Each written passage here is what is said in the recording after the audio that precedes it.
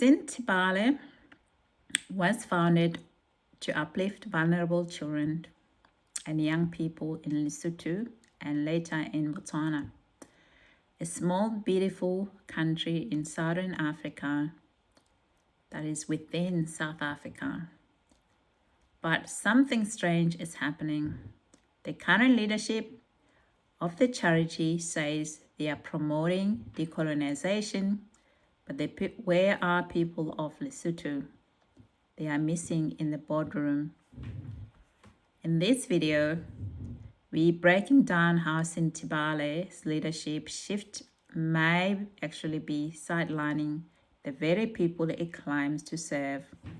Sentebale was founded in 2006 by Prince Harry and Prince Seeiso of Lesotho as a tribute to their mothers who died very young age, and notably for Prince Harry as a tribute to continue his mother's legacy, Princess Diana. It was built on very real relationship with a mission to support children affected by HIV, poverty, and social exclusion. For years, Sentebale was praised for its direct ties to Basotho communities in Lesotho and later in Botswana.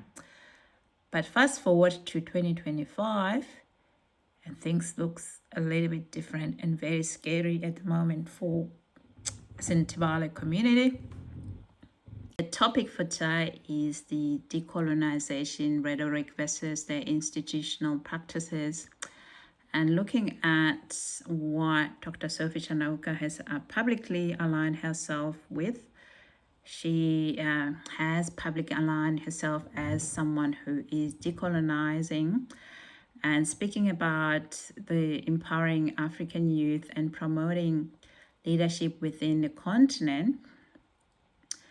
Yet, when you look at the current board of trustees for Sentebale, which is a charity originally founded to support vulnerable children in Lesotho and Botswana, it does not include a single trustee with a lived cultural or geographic connection to Lesotho or Botswana.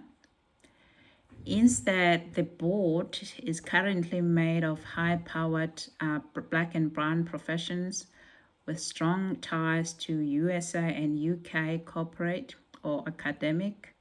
Example, John Hopkins, Goldman Sachs. Also with individuals links to global health governance like USAID, the British Crown, or the Western multinational networks. This is not decolonization. This is not decolonizing, actually. It's not decolonization that, as she claimed in her rhetoric, this is actually elite substitution. So replacing people who had cultural connection with Lesotho to the elites, the global elites, global educated Black and brown professions who serve the same power structure. But her rhetoric is decolonization. Where are Basotho voices? Where are Botswana voices in Sentebale in this current board of trustee? So Sentebale claims to serve Lesotho and Botswana's most vulnerable youth, including those affected by HIV and poverty. Yet, there is no board members from Lesotho. There is no local leaders or former beneficiaries in decision-making roles. No transparency on how grassroots community shape program design or even oversight. This is a red flag. A red flag to spot somebody who used the term, we're gonna decolonize. You cannot decolonize, or you cannot really decolonize an organization for Lesotho or Botswana while excluding the people of Lesotho from governance. That's a scam. So the USAID ID and soft power ties. You know, the several trustees that I've looked at, all of that, they have backgrounds in USAID funded projects. You know how I feel about USAID funded projects.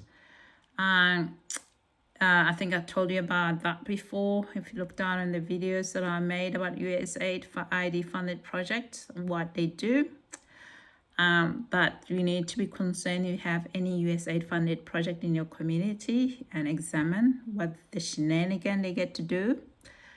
So this board of trustees, it's full of people with background of USAID funded projects, corporate philanthropy in the global south, global health architects tied to Western governance.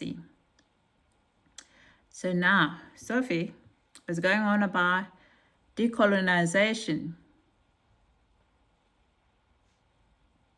So where's the decolonization here?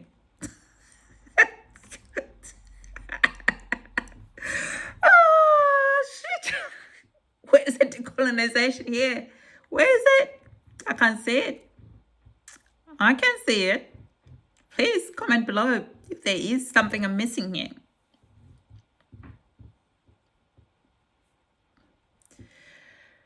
So this actually, it suggests that Sentebale is increasingly embedded in global aid industry complex.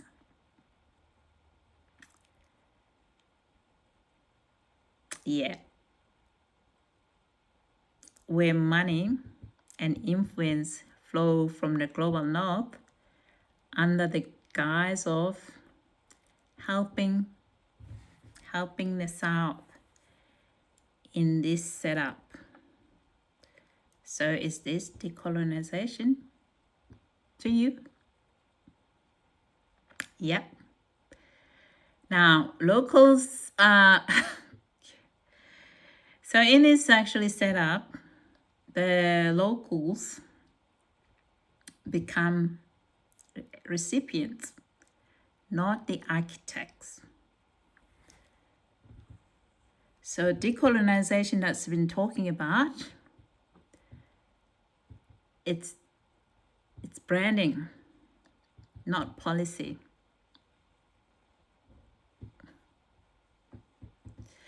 So Sentebale now it's been positioned in a way that becomes a vessel for influence, not empowerment. That is not how I imagine decolonization to mean for people who use this phrase a lot. You know, people use this phrase decolonization, you know, using phrases that you don't even understand what they mean. But, you know, that's what, you know, similar to the woke, people who use the woke, you know, don't even understand what that word means. What is woke? What is decolonization? Please, people, explain. Please explain, because I'm getting confused here. It's not what I thought decolonization was all about, but you know. Oh, shit. Oh, dear. This is, you know, this is what I think it is a scam. It's another scam. We have these biotech scams, and example of Theranos. And there are also scams that are not just illegal scams, but possible moral scams.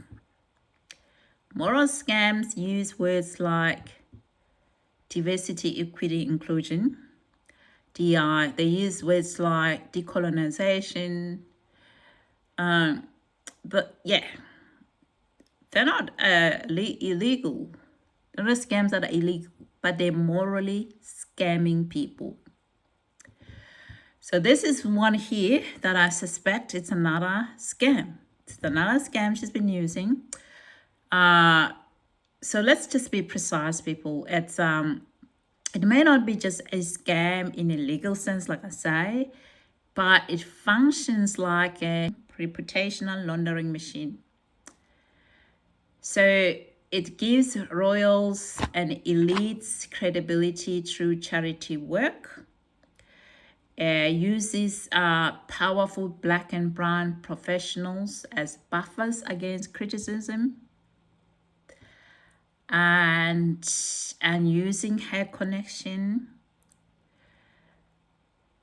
and promoting inclusive or rhetoric.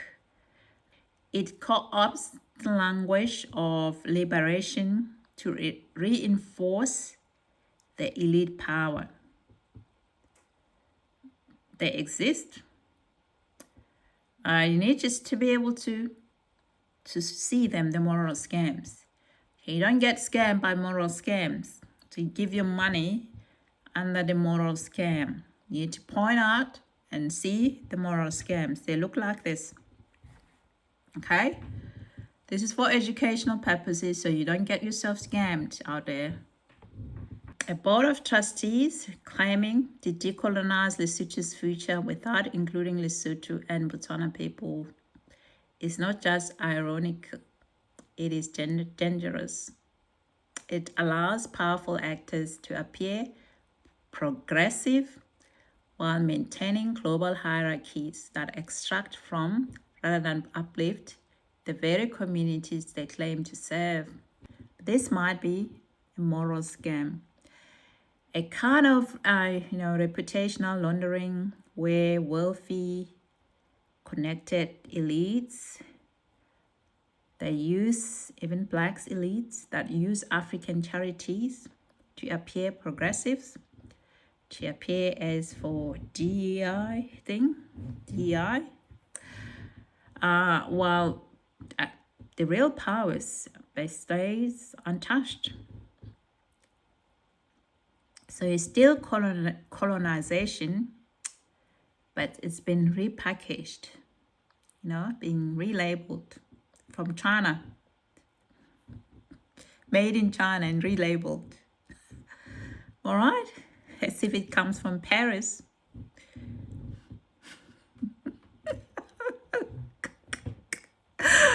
Rebranded as we're making global impact.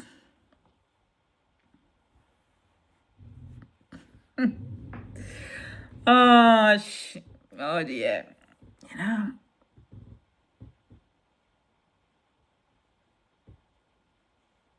Decolonization is not a buzzword.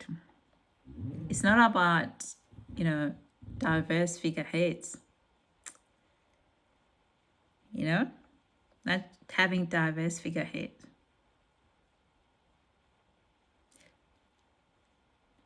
And DI is not about that as well. Diverse figurehead, diverse people background. It's about experiences, diverse experiences. It's about power representation and community ownership.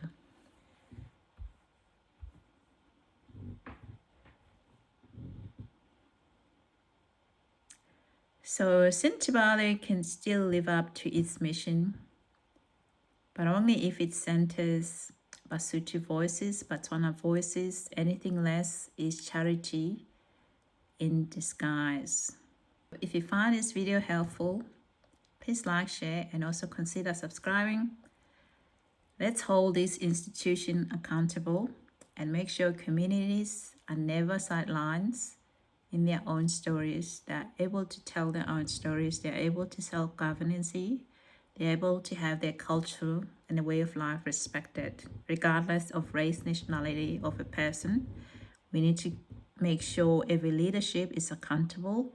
They don't use their DI or any identity to shield themselves from scrutiny.